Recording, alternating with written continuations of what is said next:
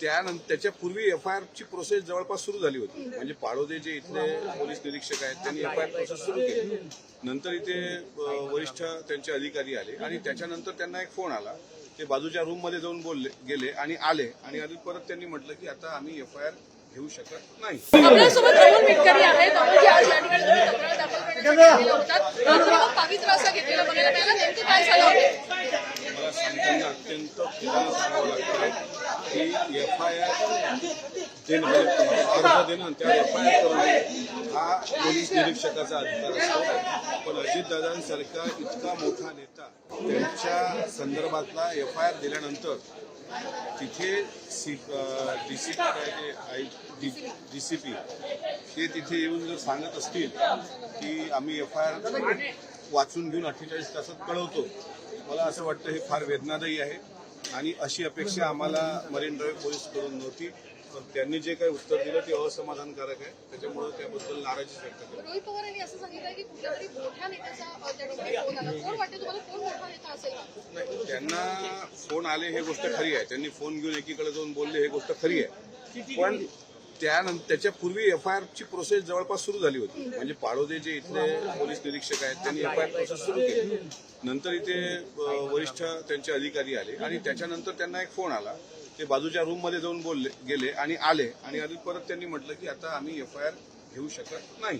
तुम्हाला आम्ही लिहून देतो की आम्ही 48 तासानंतर याच्या बाबतीत. म्हणजे मला हे वाईट वाटतं की जर 5 जण त्या विमान दुर्घटनेमध्ये गेलेत तर ते जर साहेबांना माहीत नसेल तर मला असं वाटतं याच्यापेक्षा महाराष्ट्रासाठी काही वेदनादायी चित्र असू शकत नाही. पण बारामतीमध्ये जसं म्हणाले रोहित पवार की त्या ठिकाणी जाऊन न्याय मागण्याचा प्रयत्न केला जाणार आहे. तुम्हाला वाटतं की म्हणजे त्या ठिकाणी देखील न्याय मिळू शकतो? आता असं आहे की इथेच जर एफआयआर करायला 48 तासाचा टाइम बॉन्ड पिरियड मागितला, वकिलांची चांगली टीम असताना वकिलांनी नवीन त्यांना लॉज सांगितले, तर बारामतीमध्ये आता मला वाटत नाही की बाबा एफआयआर होईल म्हणून. 48 तासात काय होईल असं वाटतं तुम्हाला? मला नाही, मला करायचं असतं तर पटकनच एफआयआर करायला पाहिजे होता आणि एफआयआरची तर प्रोसेस सुरू झाली होती. मला तेच डाऊट आहे की एफआयआर का होत नाही आतापर्यंत.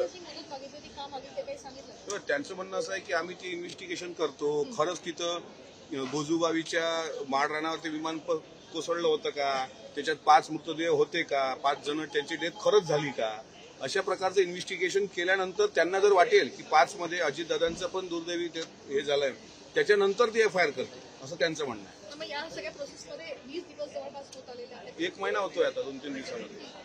ब्लॅक बॉक्स जळल्याच्या एक शंका ती भेटते 3 आठवड्यानंतर.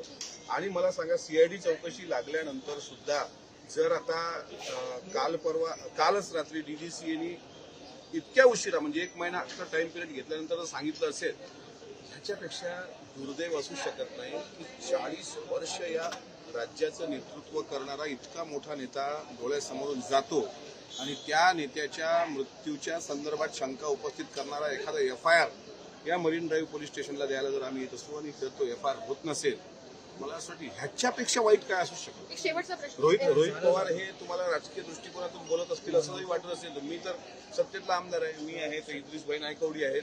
आम्ही पण पाहिलं, आम्हाला पण शॉकच बसला की हे एक्सपेक्टेडच नाही आहे. दिस इज व्हेरी हायली शॉकिंग.